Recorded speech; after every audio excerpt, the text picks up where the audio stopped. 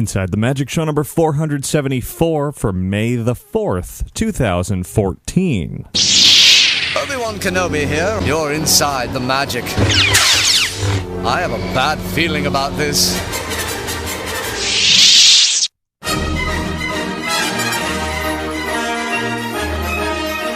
It is Sunday, May the 4th. Be with you, 2014. This is show 474 of Inside the Magic, and as always, I am your host, Ricky Briganti. But you know what?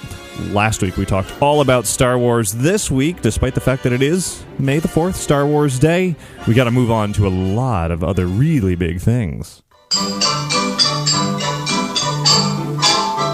So before I get started with all of it, I do invite you to visit our website at InsideTheMagic.net. There you'll find all of our podcasts, videos, photos, news, articles, and plenty more. And if you ever have any news, tips, questions, comments, or anything you want to send in, you can do so by emailing me at ricky@InsideTheMagic.net, or you can call and leave a message at 407-494-4ITM. That's 4486. And now, let's get on with the show.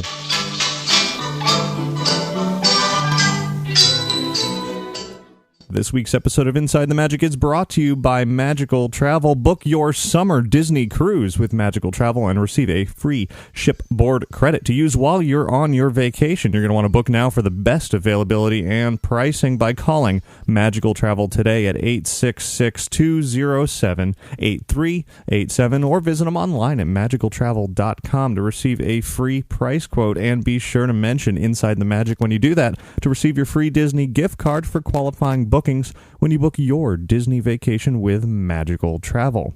And thanks very much to Mark Shackelford and Craig Hargrove for your donations this week, as well as all contributors, one-time donations, recurring donations, and big thanks to everybody who has already ordered some prints of the very special photography project that I recently posted over at OutsideTheMagic.com. Check that out if you haven't already. And now, let's get started with a trip around the world.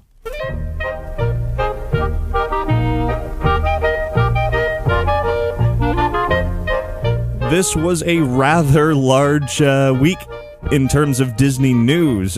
Big week. Really no room for Star Wars May the 4th talk today. Much to discuss. But before I get to all the big news, I want to start things off with another bit of sad news. You know, a couple of weeks ago I mentioned that Mickey Rooney had passed away, and now this week another terrible loss to the world of acting, to the world of Disney particularly, as humans and toons alike are mourning the loss of Bob Hoskins. He died recently at the age of 71. Of course, he was best known for his role of Eddie Valiant in the private investigator in Who Framed Roger Rabbit, and it's just terrible to hear that he is no longer with us. It's absolutely one of my favorite movies of all time, one of my favorite roles of all time. When I read that last week, it was just a tremendously sad. So I had to mention it here before we get to all the big, exciting news. Bob Hoskins will definitely be missed. So now let's get to the exciting things from Walt Disney World, where over the past few days there was a big 3-day press event in honor of Seven Dwarfs Mine Train at the Magic Kingdom, the unveiling and rollout of My Magic Plus, and a whole lot more news and other topics. Lots to share not only this week but in the coming weeks. There's so much that I can't put it all into just this one show. So we're going to take sort of the My Magic Plus stuff that was discussed over the last few days and put that ahead and focus solely on the big announcements and news, and then, of course, the Seven Dwarfs Mine Train, which I'll be talking about a little bit later in the show. Let's take a step back a few days to the beginning of this big press event, where usually as part of these multi-day events, Disney will include some sort of a party for the press. You know, you're working hard all day, doing interviews and reporting and writing and all these things, and so it's nice to wind down usually, but for some reason this time they decided to throw the party at the beginning of the press event, which is a little bit unusual, and normally I don't even talk about this sort of thing because it's just it's a one-time party, a perk for those who attend and work on these events. So, but this time Disney was actually encouraging the press to post on social media about the party and share everything about it, which is a little unusual because normally it's an exclusive thing that you don't really want to share because other people don't have access to it. But in this case, since they were expecting everybody to do it, I'm talking about it here. It was held in the World Showplace place at Epcot, and it was in honor of the upcoming 24-hour party, the Rock Your Disney Side party that's going to be held at Walt Disney World and Disneyland for everybody to attend on May 23rd going into May 24th. Now, this party was also called Rock Your Disney Side. They wanted everybody in attendance there to take a lot of selfies with characters showing various versions of your Disney side, I guess. And the characters that were there were like parade performers from Festival of Fantasy, some from the Festival of the Lion King. Goofy was there in honor of the 25th anniversary of water parks, Typhoon Lagoon specifically, I think. And Mickey and Minnie were there on a red carpet, as well as, and this of course was the most popular set of characters at the evening and continues to be both at Walt Disney World and Disneyland, Anna and Elsa from Frozen. They certainly didn't have a 3 to 4 hour line at this special event like they do in the parks, but it was definitely the longest line of the evening, and I had a chance to speak with Anna and Elsa ever so briefly there at the party, so I want to bring you over there now for a quick chat with these two very, very popular girls from Frozen. Of course, in addition to them, this time they had a nice sort of ice palace backdrop, as well as standing alongside a statue of Olaf, which was nice, and being the Rock Your Disney Side party, well, that's pretty much what I talked to them about. So here you go. Here's a little chat with Anna and Elsa from Frozen. Hello, Anna. How are you today? Great, thank you. How are you? I'm doing very well. How are you, Elsa? I'm well, thank you. Wonderful. So we're here at the Rock Your Disney Side party. Anna, what would you say your Disney side would be? My Disney side, well, if I went to the Kingdom of Disney World, I would probably rock the chocolate stores. So I would probably eat all the chocolate in Disney. That's how I would rock my Disney side. What about you, Elsa? I would have to agree with Anna. I think my Disney side would be spending time with my sister. Of course. Wait, and Olaf? She loves to do. Olaf's favorite would be the water rides. That's my favorite. Blizzard Beach, naturally, right? Oh, of course. We've never even visited there before. We should go. You definitely Is should. it actually cold?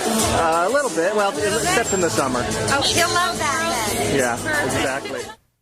In the summer, indeed. So there's my little chat with Anna and Elsa. If you want to see a video of that, head over to our YouTube channel, and you can see some photos from that party as well over at InsideTheMagic.net. So moving beyond that, there was simultaneously with this press event going on over at Disney's Hollywood Studios was the 25th anniversary of the park, of course, originally known as Disney MGM Studios. And because I was attending the events of the press event for 3 days, I did not make it over to Hollywood Studios for that occasion, unfortunately. But fortunately, I had some friends who shared some great photos and video of the festivities there. So thanks to DisneyLifestylers.com as well as WDW Guided Tours for sending over all of that. It began in the morning with a short ceremony featuring the park's vice president, Dan Cockrell, along with some 25-year cast members. A guest who had been there was there on opening day. A lot of characters.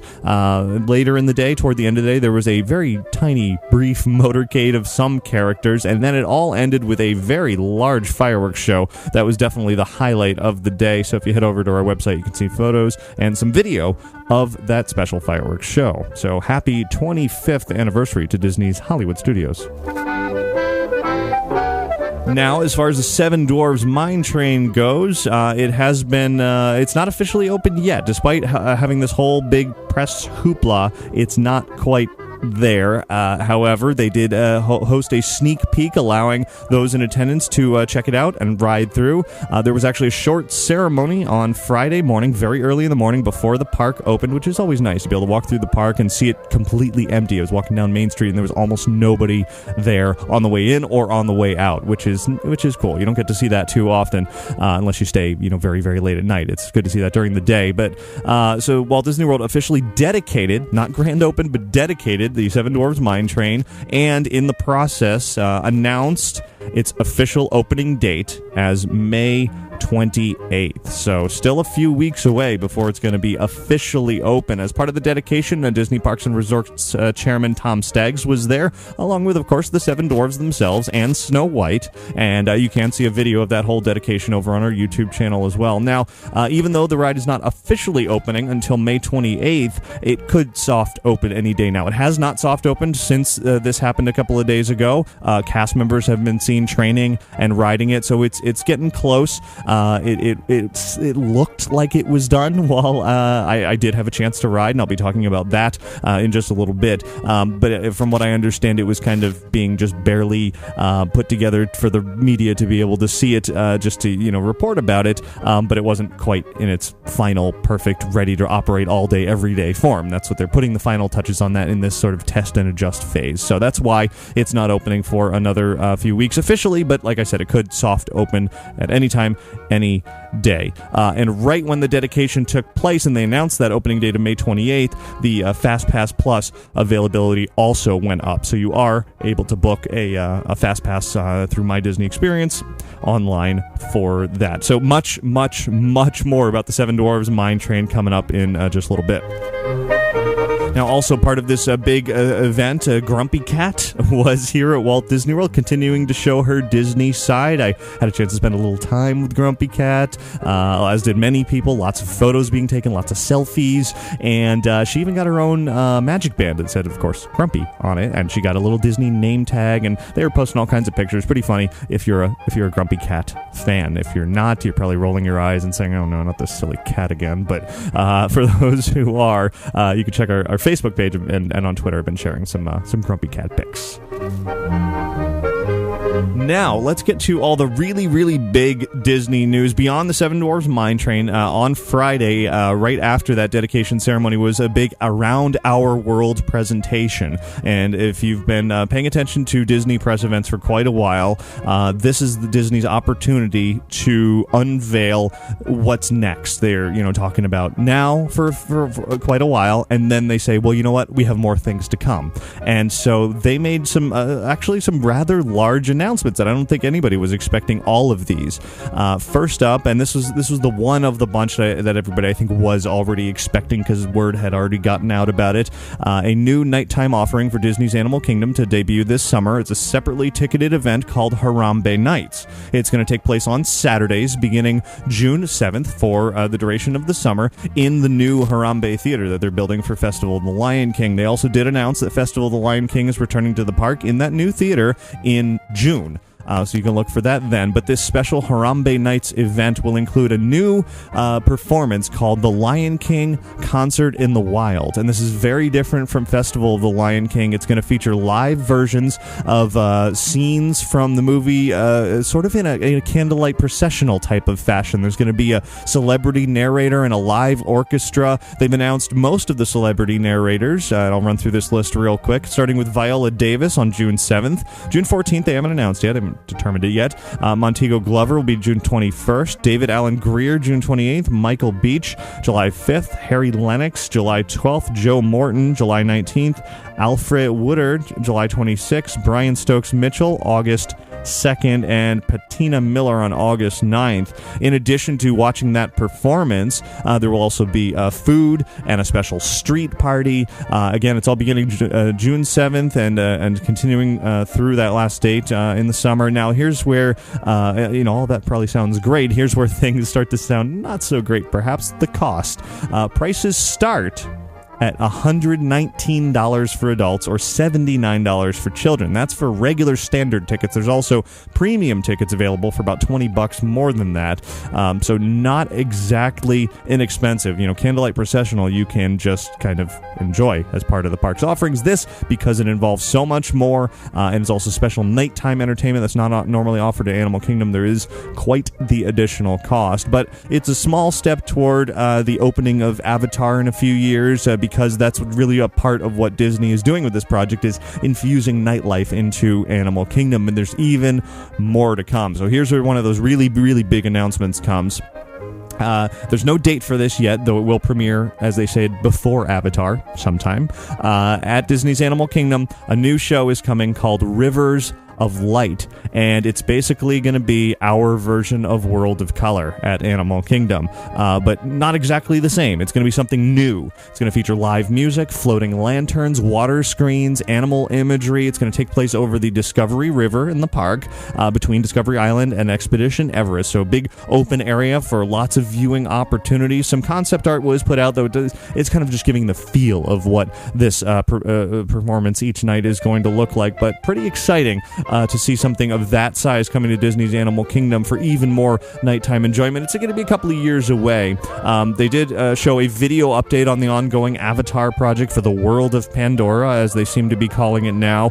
No real new details came out, however. The video was like 3 or 4 minutes long, and they didn't really say much of anything, except for the fact that they reiterated that the Avatar area is going to open at the park in 2017, so it's likely 2016 is when the Rivers of Light show will debut. So we've got a ways away to continue to learn more and more about that, but certainly exciting to look forward to. You can see that concept art over on our website.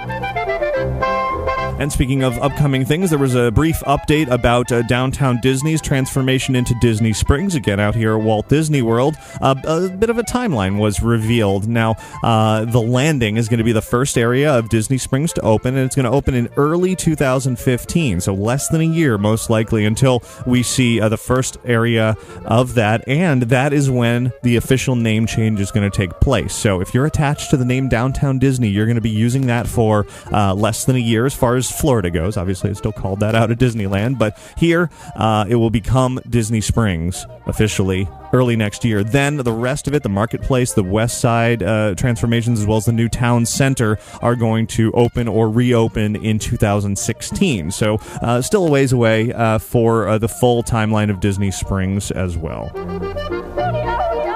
Now, here's some more even big, as far as I'm concerned, even bigger news, because I'm really, really excited about this. At the Polynesian Hotel, there's quite a few things announced here and confirmed. There's been a lot of talk recently, a lot of rumors about changes to the lobby of the Polynesian, and Disney did indeed confirm that the great ceremonial house is being remade. They've released some concept art of the removal of the big waterfalls and all the foliage that are in the middle of the lobby for a whole new look of what that'll be. It's going to be much more open, much more modern looking, but still retaining that same Polynesian feel. The sort of icon of the Polynesian, that little smiley guy that's on the trash cans and signs and all of that. I don't know if he has a name, but he's going to be prominently featured there in the lobby in a new, much smaller water feature, it seems.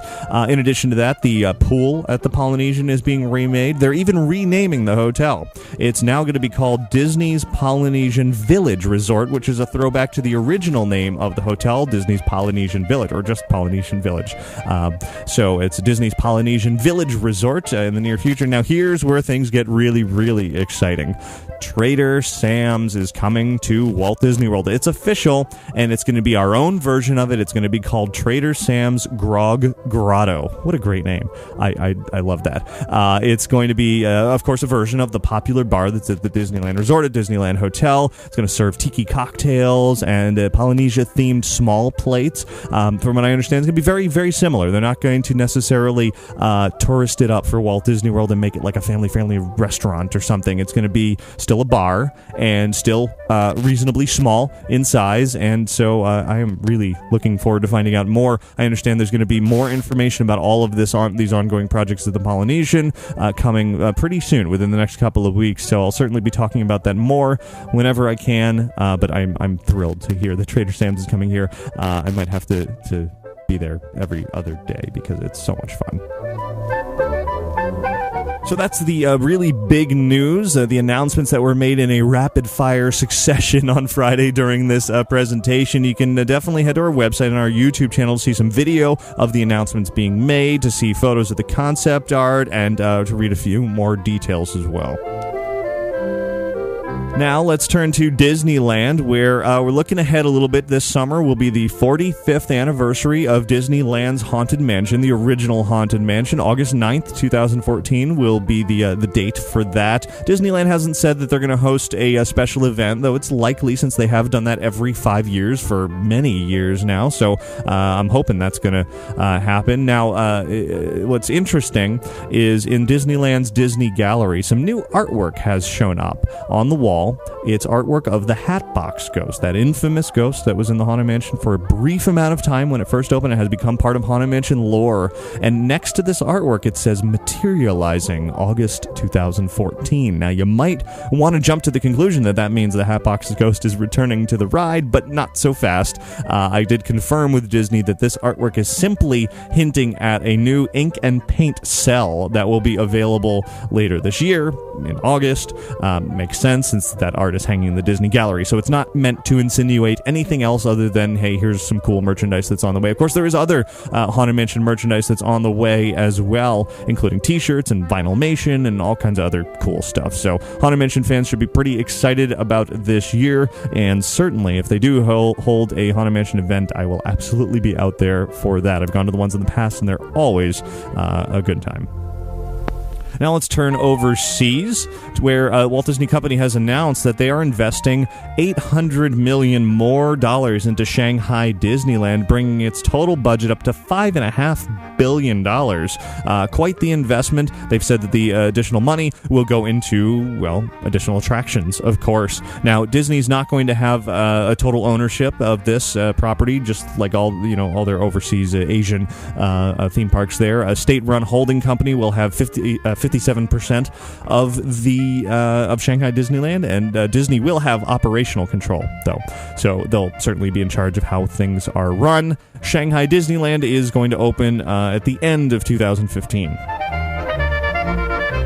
Jumping back out here to Florida for just a moment, Busch Gardens is still putting the finishing touches on Falcon's Fury, the massive drop tower in Tampa, and I'm really looking forward to getting on that, as incredibly frightening as it seems. Over 300 feet tall, and they turn you 90 degrees and face you straight toward the ground. Well, if you want to know what that's like, Busch Gardens has already revealed a POV, a point of view video of the ride in action, and just watching this video is a little bit stomach churning. It's pretty scary. So head over to our YouTube channel. I've got it on there. You'll notice while watching the video that the ascent up the 300-plus foot tall tower is sped up a bit because it takes quite a while to get up there. So it's a little bit faster than it normally will be, but the drop is in real time. And, just put it full screen on your computer or on your TV or something. And, it's a little frightening, but I'm looking forward to getting on it. Also in Busch Gardens / SeaWorld news, all in the same company, SeaWorld is going to be unveiling its Ehu's Breakaway Falls this week in just a few days. I'll be there on Thursday to check it out. This is their side-by-side dropping water slide at Aquatica. So you can look for a report on that in just a few days as well.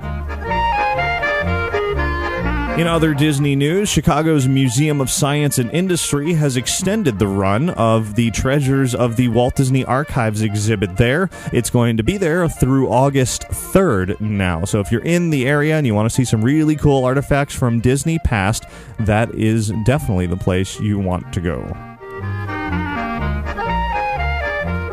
Now, last week I talked all about my trip out to California to see the unveiling of new Star Wars products. They're coming to the Disney Store. Of course, today was the day that they were supposed to officially launch, along with some special events in honor of May the 4th. Now, in addition to all of that, there was one extra thing that I got to see while I was out there, but couldn't talk about until just a couple of days ago, and now I can. It's a new series of apps for iPad that are telling the Star Wars stories. Each app will tell a different movie's story leading up to the highly anticipated release of Episode 7.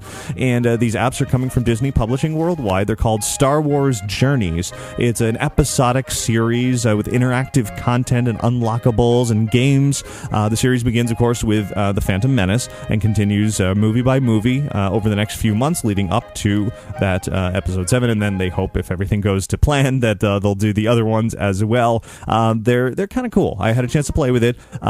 You basically load it up and take your iPad and you can move it left and right in the physical space while you're holding it, and you'll scroll kind of through what they call 180-degree parallax viewing experience with infinite zoom.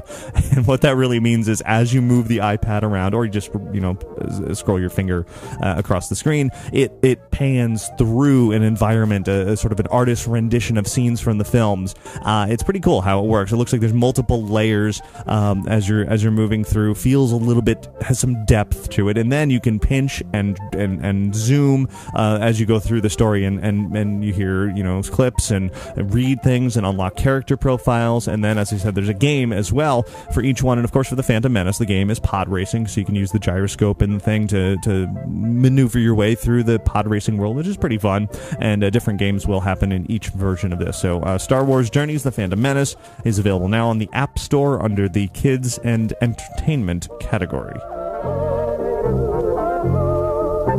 Now, just because I said that was all of the big new news from Walt Disney World earlier, that doesn't mean that this week didn't have other really, really big news. And there was some from the world of video games and some from the world of movies, both of which I will talk about now. In the midst of that big Walt Disney World press event, actually just before it began, there was another special event going on in Hollywood, California, from Disney Interactive to introduce the next generation of their popular Disney Infinity video game, adding Marvel characters to the mix. There was a bit of a Marvel flair at the special event itself, bringing Disney Infinity 2.0 to the world. I, of course, was not there myself, but I sent Jeremiah Dawes to cover it, and it all began with a special transmission by none other than Nick Fury. We're in? Fury here. Pardon the interruption, but I don't have much time. S.H.I.E.L.D. just received intelligence about Phase 2 of the elite program, Project Infinity, a program that involves dozens of superheroes and spans the galaxy. You can see why evil forces have been in pursuit of this intel. I can't reveal any more information because this channel is being monitored. However, I sent a trusted colleague to fill you in on the details. Ladies and gentlemen, please welcome the star of the hit TV show Agents of S.H.I.E.L.D., Agent Coulson himself. I thank you. As you just heard, Disney Infinity is moving forward with the second phase of their operation. And to explain more about this, I would like to introduce to you the president of Disney Interactive, Jimmy Pitaro. And from there, the event did continue to reveal the details about Disney Infinity 2.0, or as they named it officially, Disney Infinity Marvel Superheroes. Now, they mentioned that the first version of Disney Infinity has outsold its competitors with more than $500 million in sales and more than 3 million starter packs sold. So it's doing very well for Disney Interactive. More than 10 million of the free Toy Box downloads have taken place, including many from the fan community. Now, moving forward, this new Marvel version of Disney Infinity will include, of course, favorite characters: Hulk, Iron Man, Captain America, Black Widow, Hawkeye, Thor, Spider-Man even, and Loki will be in there. There will be physical figures, of course, just like the original Disney Infinity, these little figurines that are very much in the sort of a blend of the Marvel style and the Infinity style that you purchase and put on a base, and then they show up in the game and you play around with them. In addition to the characters that I've just mentioned, there are over a dozen more figures to come. Now, on top of the names that you just heard, Chief Creative Officer of Marvel Entertainment Joe Quesada was there, and before he got into talking much more about the game itself and Marvel's involvement in it, he had a rather humorous exchange with Clark Gregg, of course, who you just heard, who plays Agent Coulson. So here's that. It's now my privilege to bring out legendary Marvel artist, writer, and Chief Creative Officer of Marvel Entertainment, my good friend Joe Quesada.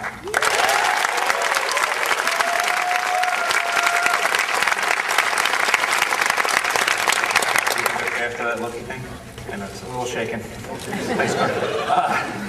Clark and I have been working together for many years now, and it's great to see what Clark has done with the character of Agent Coulson. I mean, for example, Clark, you're in our incredible television series, Marvel's Agents of S.H.I.E.L.D. Right? Yes. You're a character character in our comics. That's true. You are a character in our animated series. Right? Yes. That's right. And you're in almost every single Marvel film. Almost all of them. But I need to have a word with you about Captain America, the Winter Soldier, and Thor: The Dark World, because they were great films, but lacking in something. Seriously. Well, while we're at it, anything else that you're not in that's been bugging you that you want to... Okay, well, yeah, there is, Joe. The one thing I'm not in that I would like to be in is Dancing with the Stars. Have you seen that show? I have, and I got moves. I got skills. That show is clearly evil. There's nothing but Agents of Hydra in that show. Really? Dancing with the Stars is Hydra? If you want to convert to Hydra, we could probably get you on Agents on Dancing with the Stars. I think that's something that they might be talking about if there's a season 2. Okay. No, not really. All right. Well, listen. If you want, you mull that over. Okay, I'll mull that talk over. to these people about that stuff. Excuse me. Okay. Thank you. Ladies and gentlemen. Dancing with the Stars is Hydra. You heard it here. So after that, Quesada talked about sort of the decades of comic book history and applying it to the new video game. He brought out Marvel writer Brian Michael Bendis, who is helping to blend the Disney Infinity Marvel edition with the rest of the Marvel universe, to making sure it all makes sense together, just like all the movies flow together, which is along with the TV show. Now, of course, the game is going to have figures and power discs and a base and toy boxes. And actually all of that is going to be compatible with the original Disney Infinity. So don't worry, everything you already have for Disney Infinity is going to be able to work with the new version. So that's nice. There will be more than 80 new power discs, including some new types of power discs where you can team up characters and do costume changes, and then there will be vehicles as well. They've revealed some of them that include a Hydra motorcycle, Falcon's wings, Lola, of course, Agent Coulson's car.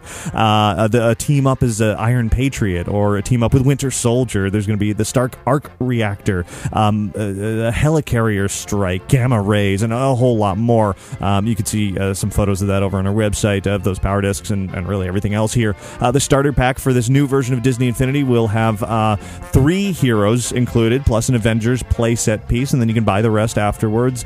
Toy Box is getting an overhaul, in which you'll be able to have more gameplay. There's going to be some specific game styles that'll be included in the Toy Box, including Tower Defense game, as well as Dungeon Crawler, which I'm really looking forward to. Sort of this overhead, randomly generated worlds that you can take your characters through and battle through and pick up items. And I mean, that just sounds like a whole lot of fun to do, especially with the Marvel characters. There's more battle options, more locomotion modes, some more structured play for the Toy Box mode with a new brush system, some builder characters, even create interiors of rooms with like Marvel-themed decorations and furniture and things for the walls, and I don't know, all of that just sounds awesome. Now, in addition to all of this Marvel stuff, they did say that more Disney characters are on the way as well for the new version of Marvel, or of Disney Infinity. So it is not just Marvel. In the teaser that they showed off, the teaser video had very brief glimpses of Maleficent, Merida, and Stitch. So those are coming to Disney Infinity. Now, all of this is going to be released fall of this year, 2014, and it's going to be available for PlayStation 4, PlayStation 3, Xbox One, Xbox 360, Wii U, PC, and there will be an App Store version as well, and that does exclude Nintendo Wii, the original Wii, so it's not going to be available for that, but pretty much all the other major systems. So head to our website to check out a trailer for the game, lots of screenshots, pictures of the figures, and the full video, well, the highlights of the unveiling of all of this. Pretty exciting. I'm looking forward to playing it later on in a few months. Now, we've been talking about Disney Store a lot lately with regards to Star Wars, but Frozen is still the big seller for Disney Infinity. In fact, Frozen is the big everything for Disney right now, and Disney Store has updated its guests, its customers, its anybody who wants Frozen by letting them know what's going on in the world of Frozen and why is it so hard to get a hold of Frozen merchandise. Well, the update for that is a new in-store purchase method when it comes to Frozen items.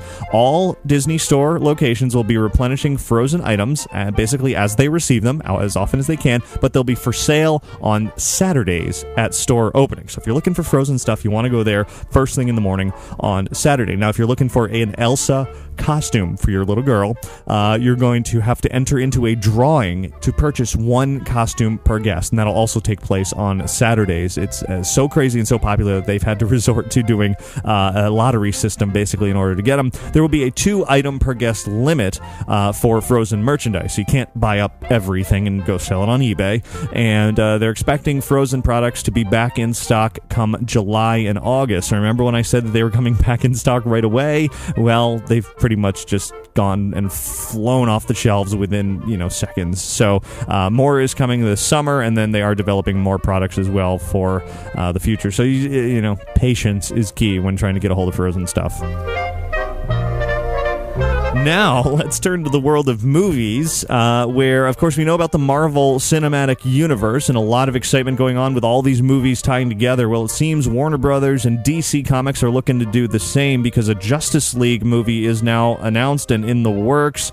It will, should unite all of these other DC-based movies, though they don't have quite as much lined up. So, a lot of people are saying it's too early for Justice League because they have to really set the stage with the other characters from the world of DC. Superman, Wonder Woman, etc.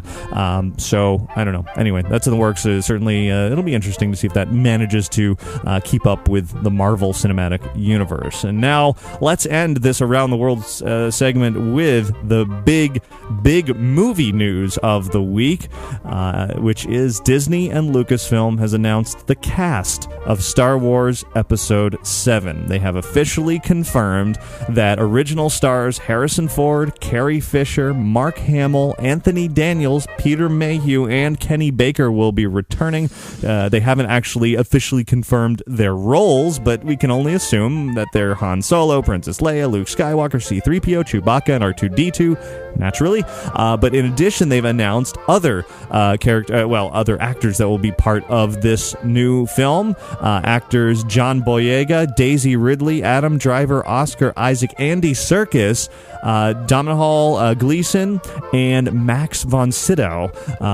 Very interesting cast there. Some surprises. So a lot of those have been rumored already, but Andy Serkis certainly came out of nowhere. Of course, he was responsible for Gollum in the Lord of the Rings series, along with a lot of other roles. It'll be really interesting to see what he brings to the Star Wars universe. And Max von Sydow will be really exciting to be in there as well. Of course, there was a group photo from their first a table read of the script together in London that was released, and it's pretty exciting to see all those people in one room. Now, this isn't all of the casting news. They've hinted that there is some more casting news coming very, very soon, so we should look forward to that. Star Wars Episode 7 will open worldwide on December 18th, 2015.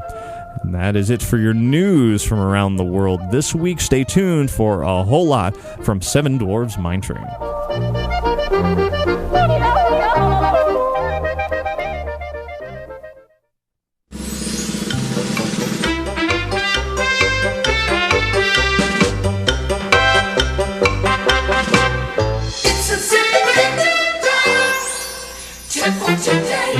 And here's a tip that I'm going to offer up, having ridden Seven Dwarves Mine Train quite a few times over the last few days. If you want the most thrilling ride on this new attraction of New Fantasyland at the Magic Kingdom, you're going to want to sit all the way in the back. Definitely has some great moments of pulling you around, especially the big drop. Now, if you want the best visuals and the best animatronic moments, you're going to want to sit all the way in the front.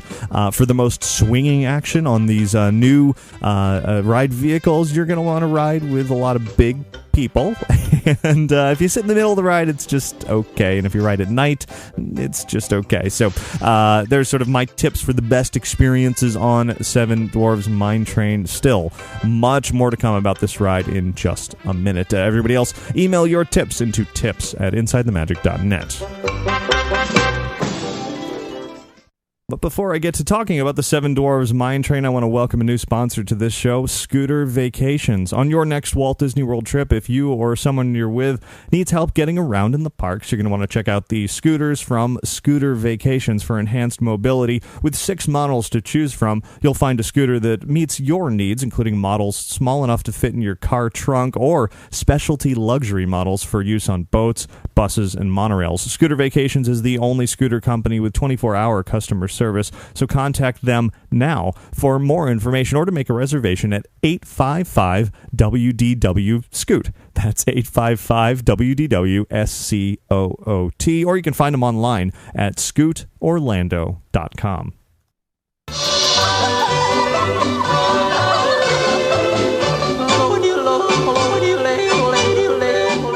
And now it is time to talk all about the Seven Dwarfs Mine Train, a attraction, a ride at the Magic Kingdom that has been years in the making. Been looking forward to this since it was announced 2 D23 expos ago, and now it is finally, well, it's almost ready. As I said earlier, it's officially opening May 28th, but just a few days ago, Disney did sort of unveil a sneak peek at the attraction. It's pretty much done. I didn't notice anything that was, looking like it was unfinished, and boy, is it fun. I had a great time riding this ride. Now, I'll preface this by saying, number one, if you don't want to be spoiled about this ride, if you don't want to know what's going on inside or any surprises, you might want to skip the rest of this show, because I'm going to be talking in depth about what this attraction is all about, what you see in it, and my thoughts on everything, including a recording of the ride itself. So, there's that. Now let's talk about it. It is a tremendously fun ride, perfect for the Magic Kingdom. Easily my favorite part of New Fantasyland by all means. I mean, it's the biggest part. It's the centerpiece of New Fantasyland, and it is a wonderful, wonderful addition to the Magic Kingdom. The first time that I rode through it, my jaw literally dropped, and I felt like a kid. It's not, it's not super thrilling. It's not as thrilling as Thunder Mountain. It's not meant to be. It's a family-friendly roller coaster / dark ride. But it's not ever boring by any means. Like, I ride Barnstormer, and I'm like, oh, that's cute, but yeah. In this case, I ride through Seven Dwarfs Mine Train, and I love it. I love the outdoor roller coaster portion. I love the indoor dark ride portion, and just everything about it is just sort of a wonderful overall Disney experience that's great for all ages that are tall enough, of course. It's 38 inches is what you have to be in order to ride this, and anybody above that, if you just don't expect, the amazing, blow-you-away, e-ticket, thrilling adventure, it's not Expedition Everest. This is designed as a family ride. It's, as I said, perfect for the Magic Kingdom, and I just had so much fun. In fact, you can see how much fun I had on this. One of the things that Disney likes to do at these events when they have big new rides like this is have rider cams where they'll record reporters riding on these rides. I've done it before. I've done it on a Test Track. I've done it on Radiator Springs Racers, and in this case I did it on Seven Dwarfs Mine Train. So you can go to our YouTube channel and see me looking like a complete fool riding through this ride with a big goofy grin on my face, and I mean it's just I had so much fun. So before I get too far into talking about sort of bit by bit how the ride goes, I want to bring you some thoughts from one of the people responsible for its creation. I had a chance to walk through the interactive queue of the Seven Dwarfs Mine Train and talk about the ride itself. It's actually, my conversation took place literally minutes before I rode it for the first time. So it's a good introduction here. I spoke to the show producer of Seven Dwarfs Mine Train, Pam Rollins. She's an Imagineer, and she's a wonderful woman to talk to. So here is my conversation with her. I'm standing in the brand new Seven Dwarfs Mine Train at New Fantasyland at Walt Disney World with Pam Rollins, show producer of this wonderful new attraction. Hey, thanks for taking the time to chat here. I'm glad you could come today. It must be very exciting after so many years. How many years has it been you've been working on this? It's been almost 4 years. Wow. Okay, so I remember when you first announced New Fantasyland, there were princess meet and greets everywhere, and at some point you transitioned into having this mine train. Why did you make that change? Well, we can take any classic story and turn it into something we immerse with our guests. And this Snow White and the Seven Dwarfs story had not been told from the dwarfs' point of view. Okay, yeah. So it was a perfect opportunity for us. Plus, Snow White spent a lot of time in the forest. Right. And since we walked outside the castle walls, we were able to introduce that forest element as well as we did Enchanted Tales with Belle. So it was a Right. perfect opportunity for us to do some 3D storytelling. Well, it looks fantastic on the outside. Let's talk about what's going on the inside a little bit, because you can see the roller coaster going around. It looks thrilling, it looks fun, you've got the cool rocking vehicles, but there's a mystery going on inside the mine. What can you tell me about what's going on Well, in let me there? tell you, Seven Dwarfs Mine Train is a family-style coaster that take you through the gem mines of the Seven Dwarfs. So you're actually seeing them work as you go, and we play that with our original scores from the music. So Okay. it's the sights and the sounds. We have glistening jewels all through and special effects all through the mine shaft. Yeah. We slow you down just a bit so you can take that all in. So how does it compare? There used to be Snow White's Scary Adventures here, a fan favorite ride. It's not here anymore. How does this compare to that experience? Well, we're really taking you through the Seven Dwarfs mine, through their eyes, through it. So as soon as we immerse you, as soon as you come in, everything is about the dwarfs. You see axes and picks and everything they're working.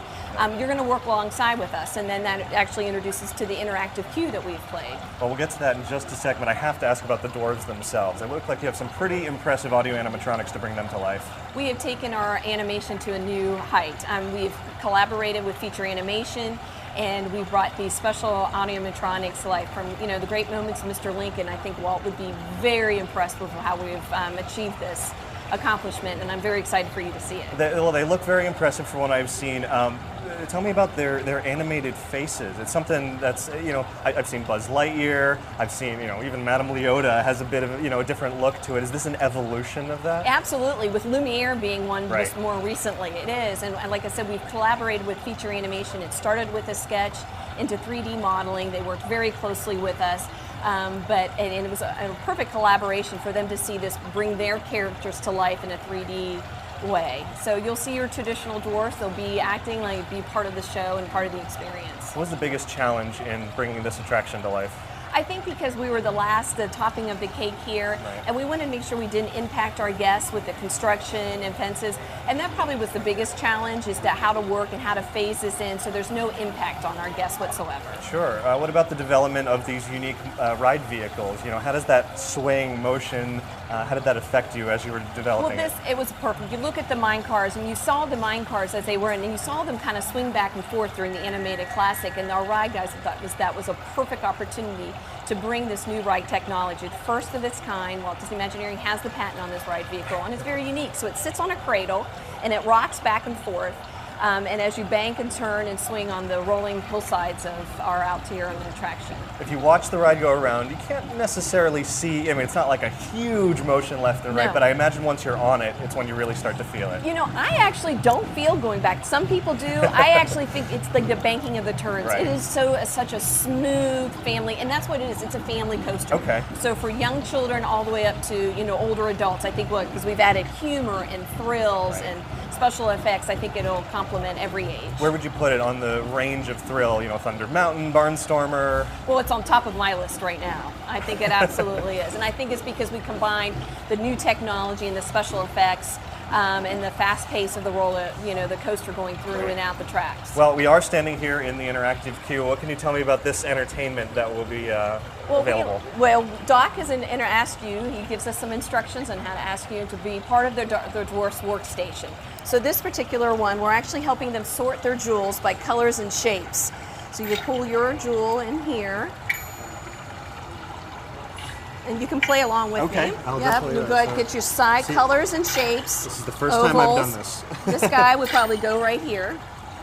We get one more. Now the goal here is to keep guests Right, we're entertained going while to keep they're it. waiting. So and we're going to send those jewels right on to be sorted when we get Okay. inside the vault. Excellent. And then I see there's some sort of water feature around the corner here. Right, we can go over there. This is where we're washing our jewels. Let's go check it out. Yep.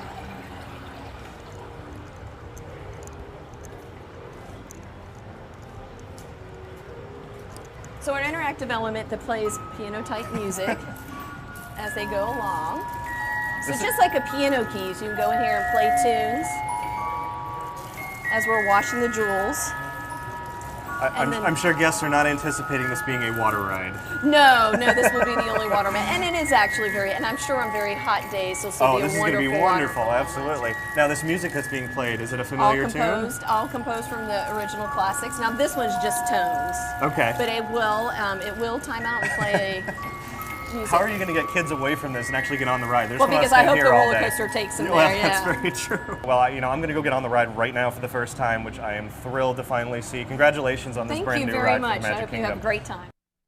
I did indeed have a wonderful time riding through it. That interactive queue is interesting. It's you didn't even hear all of it there, so let me talk a little bit about sort of the experience of walking through the queue before I talk about the ride itself and take you on a ride on the Seven Dwarfs Mine Train. So when you walk up to this, the outside of this attraction, before you even step into the queue, it's surprisingly hidden. You can walk completely around the entire ride, which is interesting, and definitely see the mine train making its way around. You can see the big drop, you can see some bank turns and all that, and you get a preview of what it's like on the outside from various locations. A lot of great photo ops with Cinderella Castle in the background, and it's a big hill with lots of trees and grass and waterfall and rock features, but from the distance, from when you first walk up to it, it's a lot of it's hidden by foliage. It's really interesting how they've hidden away much of this really massive attraction. It blends in as just a scenic element, which is, it's not like it's meant to say, hey, there's a big roller coaster here. You kind of have to look for it, which is kind of fun.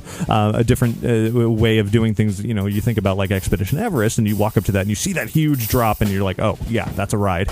This, you kind of have to peek around the corners in order to see what's going on. Now, as you enter through the fairly nondescript entrance, there's not like a massive character-filled sign. It's keeping with the rest of New Fantasyland, feeling more real, just a much smaller sign saying, hey, this is the Seven Dwarfs Mine Train.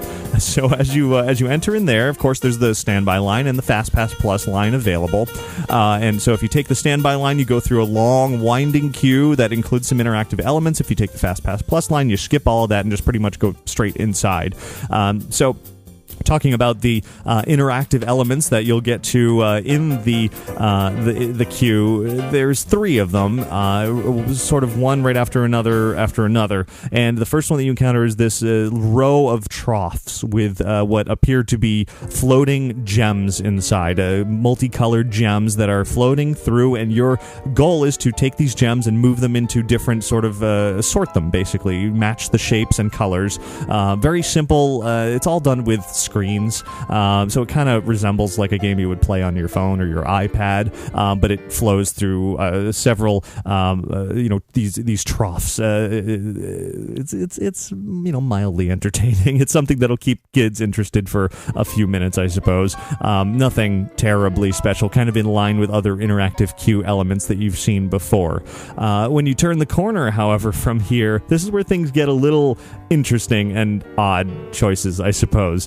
What you just heard that I talked to Pam about was this feature that resembles the organ that the dwarves play, with the little carved wooden characters on it. But this is not an organ. This is something that you are now washing gems. There's another trough with some real physical gems that are permanently sort of embedded in there. And as you put your hand underneath each of these wooden character carvings, this stream of water comes down, and it makes a tone that you heard, and it lights up in different colors. But this stream of water comes down, and the idea is to kind of just put your hand in for a second and then let the water come down and wash the gems, right? And so if you run your hand back and forth, you'll see it sort of all these different little tiny streams of water. But they're pretty forceful, and if you leave your hand there, your hand gets pretty soaked, and if you were to, let's say, cup your hand, you would quickly collect water in your hand, and theoretically you would potentially then splash people with it, and I guarantee that's what's going to happen. Despite the fact that this is supposed to be sort of a fun little game feature, can already see kids just sitting under this thing and waving their hands and splashing water absolutely everywhere. I don't know how long this is going to last, because there's going to be people standing there saying, like, I don't want to get wet, I have cameras, I don't know this and that. A very odd choice for being in a confined area to have this much sort of water streaming down, but maybe it'll prove to be fun, and certainly on a hot summer day, as we mentioned there in our conversation, it'll be perhaps welcome. Now, once you finally get inside, which there's a door right there as well, entering the vault of the mine, that's when you enter what I think is the coolest part of the interactive queue. There are these barrels of glowing gems. Once again, now you're in a dark inside environment at this point, so the gems are glowing, and that's lighting up the room with them, and you can spin these barrels around sort of this semicircle, and as you spin the barrels, you look up, and there's projections on the ceiling that start as just sort of reflections of the gems, but the more you spin it, they turn into to the dwarves. And if you get all the barrels spinning, if people work together and all the barrels are spinning together, then Snow White appears and dances. These are animated projections. It's quite a cool effect, and it encourages everybody to work together to make it happen. And it's quite a lot of fun. And for those that don't want to participate in it, you can just walk right around the people who do. So that's a nice feature as well. So those are the interactive elements. It's not monumental. It's not really interfering other than the potential of getting wet. So, overall, it's sort of just a nice extra bit of entertainment to have some fun if you want to. Otherwise, you can just keep on a walk and move on and get on the ride. So that does take me to the ride itself, which of course the main attraction here. And before I tell you my favorite parts and what's great, and really I don't have a lot to say that's not great. So really just what's great about this, I want to take you on a ride on the Seven Dwarfs Mine Train through binaural audio. So this is where I tell you to put on your headphones and close your eyes and sit back and enjoy a trip on the Seven Dwarfs Mine Train at the Magic Kingdom.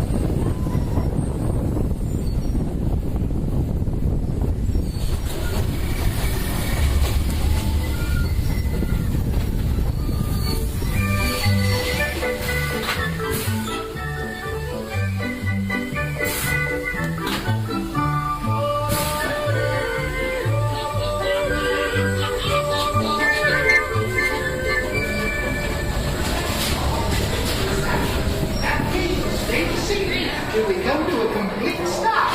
Gather your belongings and step out to your right. Now, as you can hear, that was a great mix between dark ride and sounds and music and, roller coaster elements where you just heard kind of the wind blowing. So, hard to distinguish certainly just from the audio there as to what exactly was going on. So, let me talk a little bit about it. Before I do that, I'll mention that I do have several videos of the whole ride over on our website and on our YouTube channel. Quite a few different versions of this, and this was because of a little bit of confusion that was going on during this press event. During the day, they were doing, as I said, the on-ride cameras, and at first, while they were recording those, they were telling everybody no recording of your own on the ride. We'll supply you with footage of that. So I got that from them, which was most of the ride. It didn't include the whole thing, but it was most of it. So I put that up, so you'll find those videos up on our YouTube channel, which are great. great. Disney did a great job shooting this video. They're nice, smooth, mounted versions of the attraction where there's no jumping around. It's just a pure, straight version, actually, from the front row and the back row as well. So you can see both versions of that. But in addition to that, later on, once they were done filming all that, at that point they said, okay, now you can shoot your own video. So I did that as well. I did that during the day and at the night, during the night. So you can actually see 4 different versions, 4 different videos of this ride over on our YouTube channel, including the day and the night ones are accompanied by binaural audio. So you want to wear headphones while you watch that and really get a good feel of what the whole attraction is all about. But now let me talk to you about what I loved about this. So coming out of the station, right away, it kind of you unexpectedly sort of get pulled down this little hill. Not a huge, tremendous drop or anything, but it's a little bit unexpected, especially if you're in the back row. That's where you really start to feel the forces that are going on there. And you go down and you go around some tight turns, and there's a lot of really steep banked turns on this. It's not exactly high speeds, but you do go around these turns that sort of whip you around pretty good. I was impressed to see for a family coaster how fun it was it is to ride around. Now you immediately go into a lift hill, which is a really quiet, smooth lift hill. It doesn't have that big clankety clank sound. You might have heard it just a little bit in that recording, but for the most part, it's very smooth. As you're going up, you pass by a mine entrance with a car sitting there on the left. You see the vultures overhead on your right, and that's when you go into sort of the first big back and forth roller coastery type part of this ride for maybe 20 seconds or so, kind of winding around these corners. And if you were on a ride with a lot of other people sitting on it, and perhaps your vehicle has maybe a lot of heavy people on one side and a lot of light people on the other side, that's when you start to feel sort of this back and forth rocking motion. As you heard when I was talking to Pam earlier, this rocking motion is not something, the swaying of the vehicles is not something that you necessarily will feel all the time on this ride. She said she hadn't really felt it. I didn't really feel it the first couple of times I rode, but the more times I rode through, and I think I rode maybe 5 or 6 times throughout the course of the day and night, I did feel it on some of the rides. So it really is dependent on who else is riding with you in each vehicle and how much they weigh and how much they're swaying and sort of there's a lot of factors that can play into it. I noticed the rocking the most in the very next part when you kind of come to a stop as you're entering into the mine and you slow down, then your vehicle continues to rock back and forth, which is interesting. It doesn't really add a huge element to the roller coaster sort of faster parts as you're going around, which is a little bit disappointing. I think everybody was really looking forward to it. It had been hyped up for quite a long time, and to have that part of the ride, it's not terribly visible as you see the ride going around, and you don't feel it a lot. So if I had to say any downside to this experience, it would be the fact that got a bit overhyped in the process. It's there, it's present, but if you're not really paying attention and looking for it, you might not even realize that you're rocking back and forth. With that said, when you enter the mine of the Seven Dwarfs Mine Train, it is a phenomenal experience. The decorations, pretty simple. There's a lot of glowing gems everywhere. Left, right, up, down, surrounding you completely in this mine. You slow down, you move to a dark ride speed at that point, and as you're going through, the surroundings are just, they're glowing gems. That's nice, but what is absolutely captivating and incredible, and something that I have never seen before, are these amazing audio animatronics figures of the dwarves. They're bigger than I thought they would be. They're closer to you than I thought they would be, and they are so lifelike.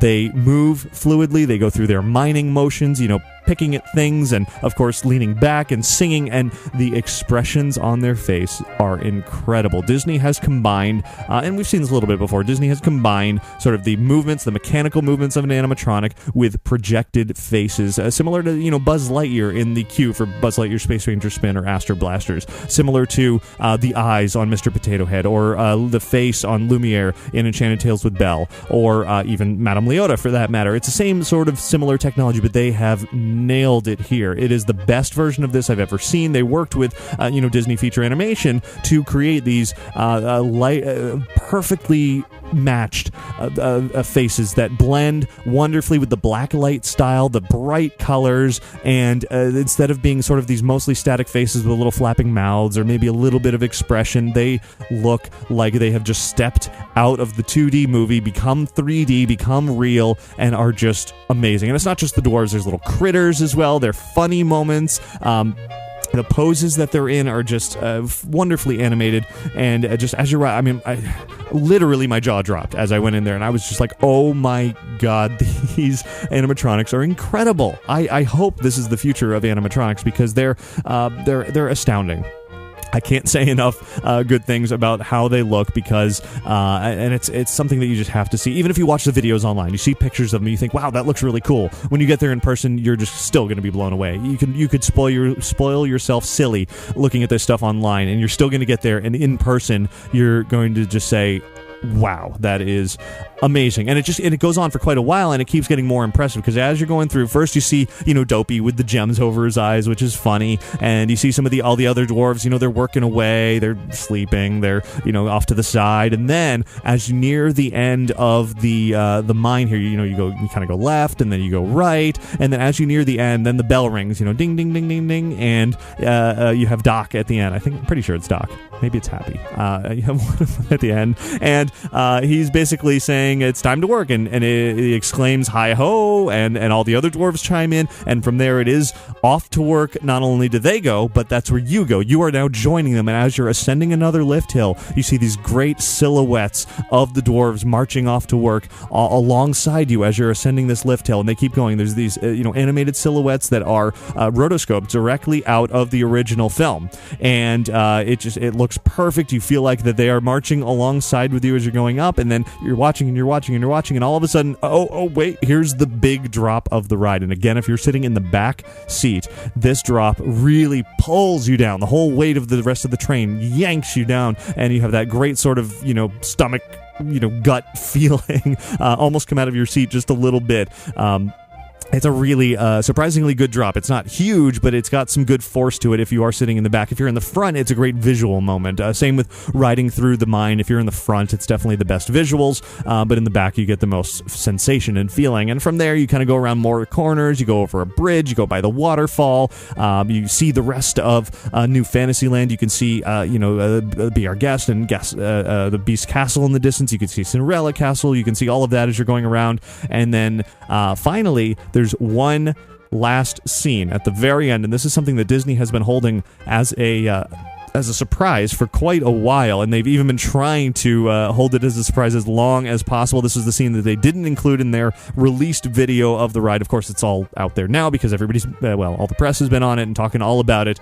Cast members have been on it, and and this is, again, if you don't want to be spoiled, skip this part, but the very last scene is an outdoor... I should have mentioned earlier, as you're walking through the queue, you do see the Seven Dwarfs cottage. You see it from the front. You see the entrance to the cottage. It looks exactly like what you see in the movie. It looks like they had just been there. Their pickaxes are lying around, and you can kind of faintly, barely look inside the window and see something going on in there, but you don't really know what.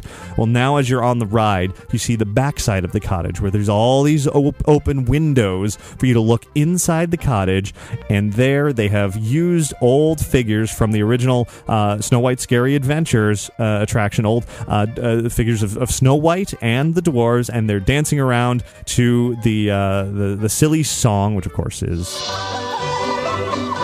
They're dancing around to that. They're more animated than they ever were in the old Dark Ride. Now inside, you see Snow White dancing back and forth. You see there's sort of a stack of dwarves dancing around. You see other dwarves, and you get to kind of stop there for a second before you head back into the unload area. You stop, you watch them, and then if you listened very carefully at the end of that recording of the ride, you may have heard a cackle, and that's because just as you're passing the cottage on the right side, you catch a glimpse of this awesome new animatronic of the old hag, the witch, peering into the window, holding an apple, and she turns and she looks at you and she cackles. And it's kind of an ominous ending. You know what's coming for the rest of the story, but you've now experienced Snow White from the dwarves' perspective. They're there, they live there, they go to work, they meet Snow White, they're happy, and that's their perspective of this part of the story. Well, now that's where the story sort of picks up from there, and well, now you got to go to Disneyland to ride through the rest. But it's a really interesting ending that I love. The witch looks great, the old hag looks great, and it's a nice sort of final moment that you can definitely see some video of on our YouTube channel there. And then you go back into the station, and that's the end of the attraction. And overall, the complete package of Seven Dwarfs Mine Train. It is just simply a fun ride. It's really great for everybody. Again, as long as you're 38 inches tall, and you don't expect too much. You don't expect a thrill ride out of this. You just expect a great Disney ride. It really delivers. It's not, super long. It's not like it's a 10-minute ride or anything. It's just a couple of minutes long.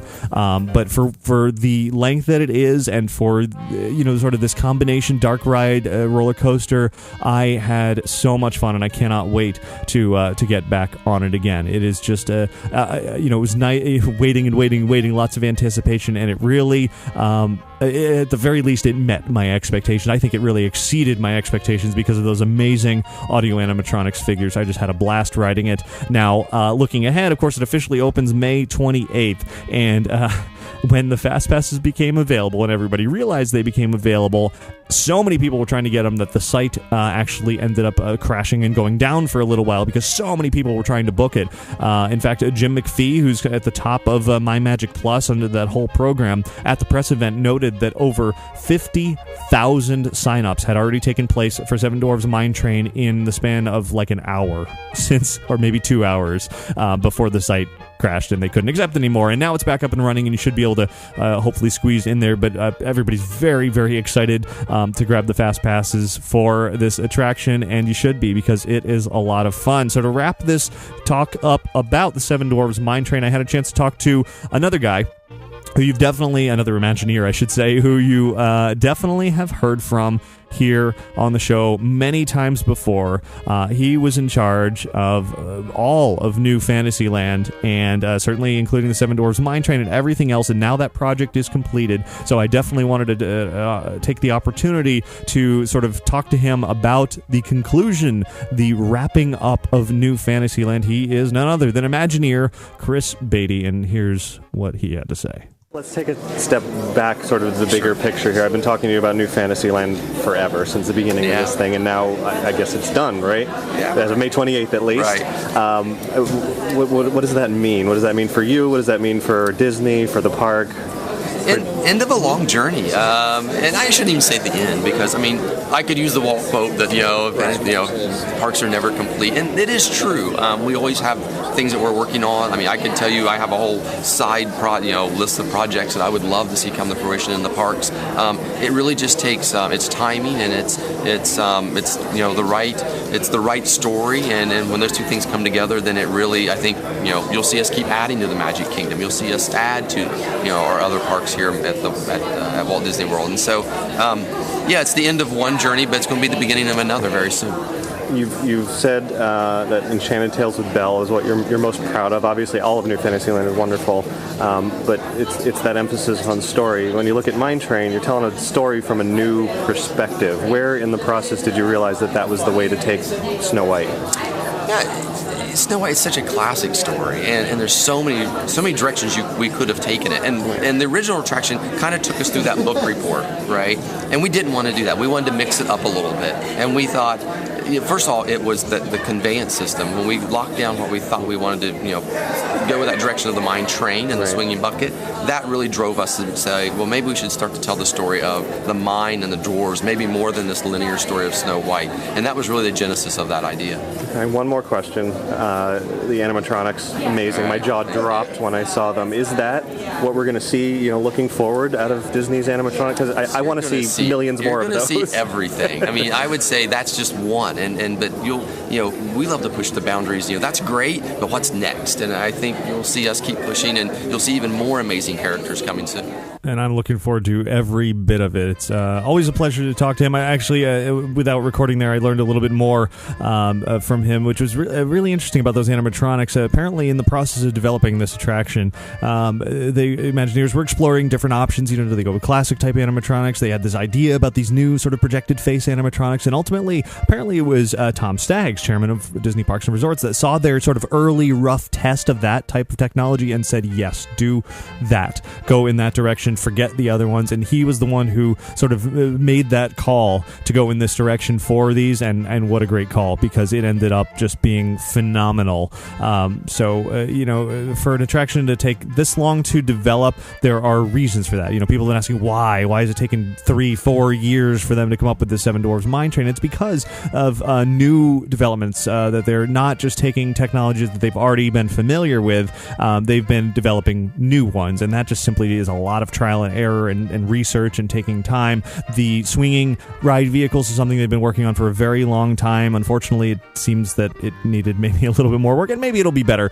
Maybe they are still tweaking that. Maybe that's why the attraction is not opening until May 28th. Maybe they want to make that more pronounced and more sort of noticeable. I don't know. We'll see in a few weeks when it's officially open. But short of that, definitely the development of these animatronics is a major deal, and is something that they needed to take the time to make sure they got it right. And boy, did they ever. That's definitely the highlight for me of this new attraction. So, Seven Dwarfs Mine Train could be open any day now. Likely will soft open before the 28th, and especially before or at least in time for the 24-hour day. I can't imagine they're going to have the Rock Your Disney Side 24-hour day without having the Mine Train open, but officially it opens May 28th. In the meantime, definitely head to InsideTheMagic.net for and on our YouTube channel, youtube.com/InsideTheMagic, for lots of videos, the dedication of the ride, as well as the ride itself, and a walk through the queue. And I'm actually going to be posting pretty soon an even closer look with more photos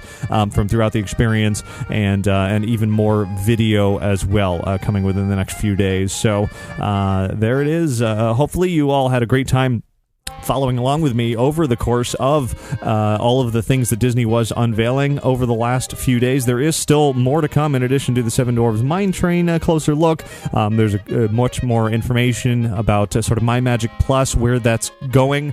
Some new information about sort of the development of that, what they were thinking in developing FastPass Plus, and where they hope it to go in the future. So I'll be writing about that very soon as well. But if you've been following on Twitter and Facebook and everything throughout the course of the last few days, I had a blast. It was absolutely exhausting. I got very, very, very little sleep, but it was worth every second of it because it was so much fun. So thanks for following along, and lots more to come. And certainly enjoy the Seven Dwarfs Mine Train when you do get a chance to get on it. It is a wonderful ride.